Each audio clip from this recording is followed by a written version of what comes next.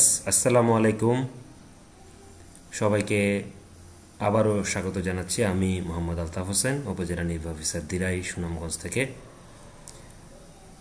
আজকে আমরা 4 নম্বর পাঠ্যক্রমে আপনাদেরকে আবারও আমন্ত্রণ জানাচ্ছি।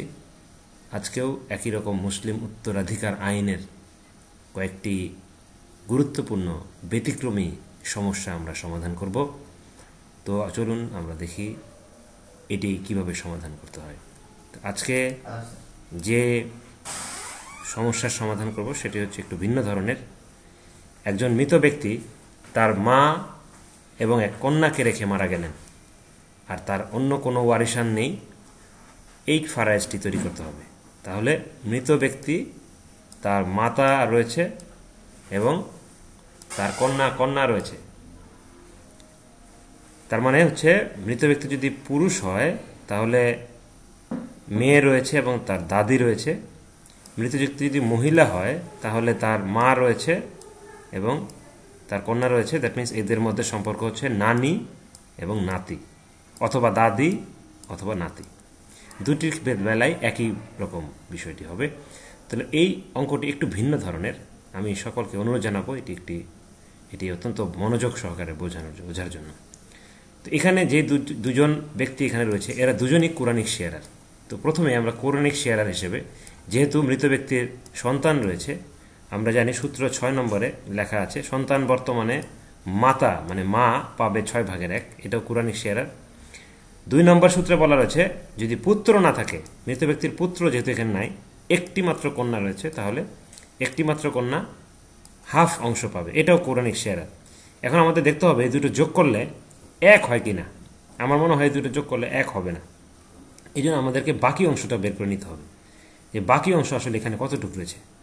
এখানে দুটো যোগ করে 1 থেকে বিয়োগ করার পরে এখানে দেখা গেল 6/2 অংশ বাকি রয়েছে। তাহলে এই সম্পত্তিটা কোথায় যাবে? একটা কথা বলা ছিল যে এরাই কোরআনিক শেয়ারার, আবার এরাই কিন্তু রেসিডুয়ারি। আমি বলেছিলাম একজনের কারণে আরেকজন রেসিডুয়ারি হতে পারে। যেহেতু মৃত ব্যক্তি আর কোনো ওয়ারিশ নেই, কাজে রেসিডুয়ারি হিসেবে মাতা এবং কন্যার মধ্যে প্রাপ্য অংশের, এখানে খেয়াল করতে হবে, প্রাপ্য অংশের হারাহারি অনুপাতে পুনরায় অবশিষ্টাংশ 6/2 অংশ সম্পত্তি পুনর্বন্টন হবে। দ্যাট মিনস যেটুকু বাকি রইল এটুকু বর্তমানে তারা যেই অনুপাতে আছে এই অনুপাতে এই অংশটুকু ভাগ হয়ে যাবে। তাহলে আমরা দেখি আসলে প্রথম যে বন্টনটা করলাম আমরা 6/1 এবং 2/1, এটা কি অনুপাতে আছে। এখানে দেখুন অনুপাতটা দেওয়া আছে 6/1। মায়ের অংশ আগে, মা এবং কন্যার অংশ দেখেন 6/1 এবং 6/2, 2/1। এই 2/1কে আমরা যদি আমরা সমহর বিশিষ্ট করি 6/3 লেখা যায়। আমরা 2/1কে 6/3 দিয়ে দিলাম। দুই দিক থেকে যদি 2টা 6 বাদ দিয়ে দিই তাহলে এটা দেখা যায় 1:3। তার মানে এটা যদি 3 আর 1-এ 4 ভাগ যদি ধরি, 4/1 ভাগ পাবে হচ্ছে মা, আর কন্যা পাবে হচ্ছে 4/3। তাহলে এটা কতটুকুর 4/, ওই যেটুকু বাকি ছিল অবশিষ্টাংশ। তাহলে দেখি আমরা 6/2 এর 4/1, এটা হচ্ছে মাতা পাবে। এটা হয়ে গেল 12/1। অবশিষ্টাংশ যেটা রয়েছিল যে 6/2, এটার 4/3 আমরা দেখো 4 ভাগের মধ্যে 3 ভাগ মেয়ে পাবে, 4/3 গুণ করে দেখলাম 12/3। দ্যাট মিনস 6/2টা এই দুটি অংশে ভাগ হয়ে গেল। এখন এই দুটি অংশ মায়ের সঙ্গে মায়ের অংশটুকু যোগ করে দিলেই আমাদের মূল অঙ্কটি শেষ হয়ে যাবে। তো মাতার সম্পদ আগে ছিল 6/1, এখন এটা যোগ হয়ে যাবে 12/1। এই দুটো যোগ করলে 4/1 অংশটা চলে আসলো। আবার কন্যা আগে ছিল হাফ, এখন পেল হচ্ছে 12/3। এটা যদি 12/3-এর সঙ্গে হাফ যোগ করে দিই তাহলে লসাগু করে এখানে 4/3 আসলো। তাহলে উত্তরটা দাঁড়ালো মাতা 4/1, কন্যা 4/3। এখানে দেখুন মাতা 4/1, কন্যা 4/3। এই যে বিষয়টি আমরা দেখলাম এই অঙ্কটার ভিতরে একটা জিনিস আপনাদেরকে লক্ষ্য রাখা উচিত, যে প্রত্যেকের অংশ কিন্তু বেড়ে গেল।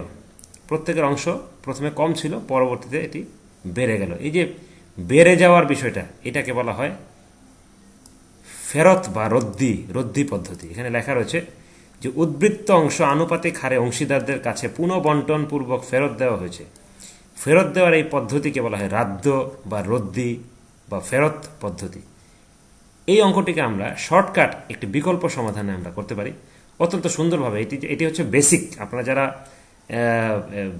বেসিক নলেজ যাদের প্রয়োজন তাদের এই অঙ্কটুকু এতটুকু বুঝতে হবে।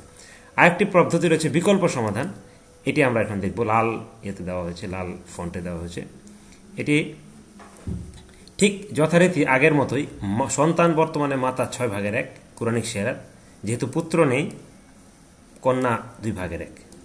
তো আমরা দেখলাম 6/1 এবং 2/1 মা, এটাকে আমরা একই কন্যার অংশটাকে আমরা 6/1 পরিণত করলাম, দুটো যোগ করে দিলাম। দুটো যোগ করলে উভয়ের প্রদত্ত অংশ দেখা গেল 6/4। আমরা এটাকে যদি 1 করতে চাই, এই দুইটা অংশকে যদি 1 যোগফল যদি 1 আনতে চাই, তাহলে এই 6কে, এই হরের যে 6টা, এই 6টার জায়গায় যদি 4 বসা দিই আমরা, 4/1, 4/3, তাহলেই আমাদের মাতা এবং কন্যার পরিমাণটা বেরিয়ে যাবে। দেখুন এই 4টাকে এই এখন প্রত্যেকের অংশের হরের 6-এর স্থলে যদি লবের 4কে প্রতিস্থাপন করে দিই, তাহলেই সরাসরি তার যা যার অংশ বেরিয়ে আসবে। এটি হচ্ছে শর্টকাট পদ্ধতি, যে আমরা পরিমাণটা 6, নিচে হর যদি বড় থাকে, হরটাকে ছোট করা মানে পরিমাণটা বাড়িয়ে দেওয়া। এই যে পরিমাণটা বাড়িয়ে দিলাম, এই পরিমাণ বাড়িয়ে দেওয়ার পদ্ধতিটাকেই বলা হয় ফেরত বা রাদ্য পদ্ধতি। এই ছিল আজকের এই অঙ্কটুকু।